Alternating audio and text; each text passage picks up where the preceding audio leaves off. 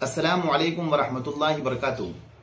आज की इस वीडियो के ज़रिए से हम आपके सामने एक बहुत ही अहम मसला पेश करने वाले हैं और वो मसला ये है कि औरतों का किन किन मर्दों से निकाह करना हराम है और किस वजह से इन मर्दों से निकाह करना हराम है। आज की इस वीडियो के ज़रिए से हम तफसील के साथ आपको ये बतलाएंगे कि औरत का किन किन मर्दों से निकाह करना हराम है। तो पहला जिनसे औरत का निकाह करना हराम है वो औरत का अपनी औलाद से निकाह करना हराम है। अपनी औलाद से निकाह करना हराम है और अपने पोते से निकाह करना हराम है और अपने पर पोते से निकाह करना हराम है। इसी तरीके से अपने नवासे से निकाह करना हराम है। इसी तरीके से पर नवासे से भी निकाह करना हराम है। तो सबसे पहले औरत का अपनी औलाद से निकाह करना हराम है। अपने नवासे से, पर नवासे से, दादा से, पोते से और पर पोते से निकाह करना हराम है। इसी तरीके से दूसरा, औरत का अपने भाई से निकाह करना हराम है। अपने भाई से भी निकाह करना हराम है और शरीयत के एतबार से भाई उसे कहा जाता है जिनके माँ बाप भाई बहन के माँ बाप एक हों, उनसे निकाह करना हराम है। इसी तरीके से भाई बहन चाहे माँ दोनों की एक हो और बाप अलग हो, तब भी ऐसे भाई से निकाह करना हराम है। या माँ अलग अलग हो, दोनों भाई बहन का बाप एक हो, तो इससे भी ऐसे भाई से भी निकाह करना हराम है। यानी सगे भाई से भी निकाह करना, बिल्कुल सगा हो, दोनों एक ही माँ बाप के हों, उनसे उस भाई से भी निकाह करना हराम है। और माँ एक हो और बाप अलग अलग हो भाई बहन के, तब भी निकाह करना हराम है। और इसी तरीके से बाप एक हो और माँ अलग अलग हो, तब भी निकाह करना हराम है। ये शरीयत के एतबार से है। अलबत्ता अगर माँ भी अलग है और बाप भी अलग है तो फिर निकाह करना दुरुस्त होगा। इसी तरीके से तीसरा जिससे औरत का निकाह करना हराम है वो दामाद से निकाह करना सही नहीं है। सास के लिए दामाद से निकाह करना हराम है, जायज़ नहीं है, चाहे रुखसती हुई हो या रुखसती नहीं हुई हो। यानी सास के लिए अपने दामाद से निकाह करना हराम है, चाहे बहू की बेटी की अभी रुखसती हुई हो या रुखसती नहीं हुई हो। रुखसती से कब्ल भी निकाह हराम है और रुखसती के बाद भी सास का दामाद से निकाह करना हराम है। इसी तरीके से निकाह करना जिनका हराम है कि किसी का बाप मर गया और माँ ने दूसरा निकाह कर लिया है, तो अब उससे भी, उस बाप से भी, जो माँ ने जिससे दूसरा निकाह किया है, उससे भी लड़की के लिए, औरत के लिए उससे निकाह करना हराम है, उससे भी निकाह सही नहीं होगा। इसी तरीके से सौतेली औलाद से निकाह करना दुरुस्त नहीं है, यानी हराम है। यानी एक मर्द की कई बीवियां हैं तो सौतन के लिए उसके किसी भी औलाद से निकाह दुरुस्त नहीं होगा। सौतन के लिए यानी एक मर्द की कई सौतेली औलाद है, उससे भी औरत का निकाह करना हराम है। यानी मसलन उसकी मिसाल ये कि अगर एक मर्द ने कई बीवियां की तो उस सौतन के लिए, जो सौतन है और उस मर्द की एक औरत है, उसके लिए जो सौतन है उनके लिए चाहे उस मर्द से कोई भी औलाद हो, उससे उसका निकाह करना दुरुस्त नहीं होगा बल्कि हराम होगा। इसी तरीके से सास और ससुर के बाप, सास से और ससुर के ससुर से और ससुर के बाप से या दादा से भी निकाह करना हराम होगा। यानी औरत के लिए ससुर से और ससुर के बाप से या ससुर के दादा से, परदादा से, सबसे निकाह करना हराम होगा। औरत के लिए ससुर से और ससुर के बाप और ससुर के दादा, इन सब से निकाह करना हराम होगा। इसी तरीके से जब तक अपनी बहन निकाह में रहे तब तक बहनोई से निकाह दुरुस्त नहीं है। मसलन किसी दो बहनें हैं तो अगर एक बहन की किसी मर्द से शादी हो गई तो दूसरे के लिए दूल्हा भाई से, बहनोई से निकाह करना हराम होगा उस वक्त तक जब तक के बहन, उसकी सगी बहन, जब तक के बहन उसके निकाह, बहनोई के निकाह में रहेगी। अलबत्ता अगर बहन का इंतकाल हो गया हो या फिर बहन को शोहर ने, बहनोई ने तलाक दे दी हो और फिर तलाक दे दी हो और वो इद्दत गुजार ले, तब दूसरी बहन के लिए निकाह दुरुस्त हो जाएगा, निकाह करना सही हो जाएगा। अलबत्ता बहन के होते हुए बहनोई से निकाह दुरुस्त नहीं है, नाजायज है, हराम है। इसी तरीके से अगर दो बहनों ने एक ही मर्द से निकाह किया है, अगर दो बहनों ने एक ही वक्त में दो बहनों ने एक मर्द से निकाह किया है, तो जिसका पहले निकाह हुआ है वो निकाह सही होगा और दूसरा निकाह सही नहीं होगा, दूसरा निकाह बातिल हो जाएगा, दूसरा निकाह हराम रहेगा, दूसरी बहन का जो निकाह होगा वो सही नहीं होगा। इसी तरीके से एक मर्द का निकाह एक औरत से हुआ, तो जब तक जिस औरत से हुआ है, तो जब तक वो औरत उसके निकाह में रहेगी तब तक उसकी फूफी और उसकी खाला और भांजी और भतीजी का निकाह उस मर्द से नहीं हो सकता। मसलन एक मर्द का निकाह एक औरत से हुआ है, तो उस औरत से निकाह करने के बाद उस औरत की फूफी, उस औरत की खाला जिससे निकाह उस मर्द ने किया है, तो उसकी फूफी, उसकी खाला और उसकी भांजी और भतीजी का निकाह उस मर्द से उस औरत के होते हुए सही नहीं होगा। यानी औरत जिस मर्द ने शादी की है किसी औरत से, तो उस औरत के होते हुए फूफी और खाला और भांजी और भतीजी से निकाह सही नहीं होगा।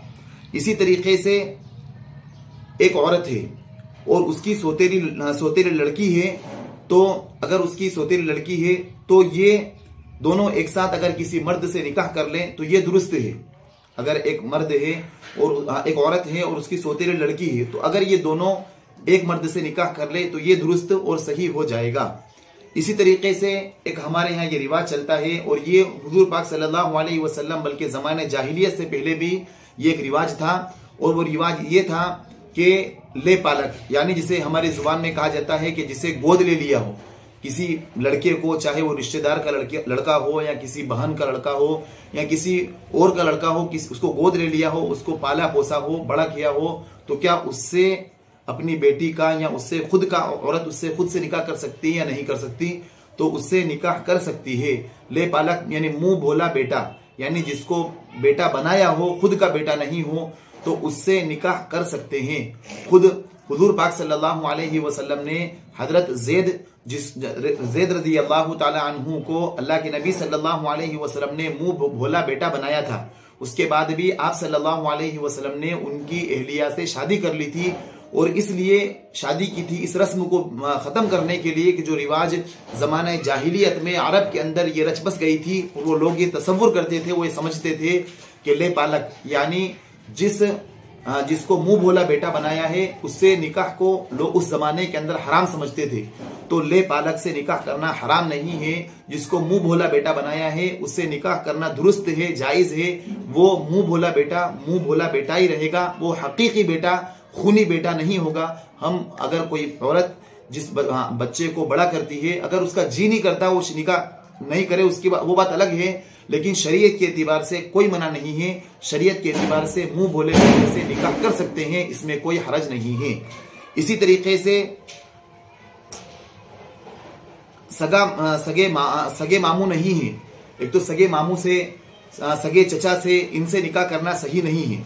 लेकिन अगर सगा मामू नहीं है, सगे चचा नहीं है, इसी तरह फूफी के सगी फूफी नहीं है, दूर सगे फूफा नहीं है, दूर के फूफा हैं, इनसे निकाह, सगे खालू नहीं है, दूर के हैं, तो इनसे निकाह करना दुरुस्त हो जाएगा। अलबत्ता जो खूनी है यानी सगे चचा हैं या सगे फूफा हैं, इनसे निकाह दुरुस्त, या सगे चचा हैं, सगे मामू हैं, तो इनसे निकाह दुरुस्त नहीं होगा, इनसे निकाह करना हराम होगा। अलबत्ता अगर सगे मामू नहीं है, सगे चचा नहीं है, दूर के मामू लगते हैं, या दूर के चचा लगते हैं, या दूर के फूफा लगते हैं, तो या दूर के मामू हैं, तो इनसे निकाह करना दुरुस्त होगा। इनसे निकाह करने में कोई हरज नहीं होगा। इसी तरीके से मामू के लड़के से, खाला के लड़के से, फूफी के लड़के से, चचा के लड़के से औरत के लिए निकाह करना दुरुस्त होगा। ये उनके सगे भाई नहीं होंगे, बल्कि अगर कोई लड़की चाहे कि वो अपने मामू के लड़के से, खालू के लड़के से, फूफी के लड़के से, चचा के लड़के से निकाह करना चाहे तो कर सकती है। शरीयत के एतबार से इसमें कोई हरज नहीं है। इसी तरीके से दो बहनें हैं, अगर वो सगी ना हो, यानी मामू जाद हो, चचा जाद हो, फूफी जाद हो, तो फिर उन दोनों का एक निकाह में एक वक्त में रखना दुरुस्त है।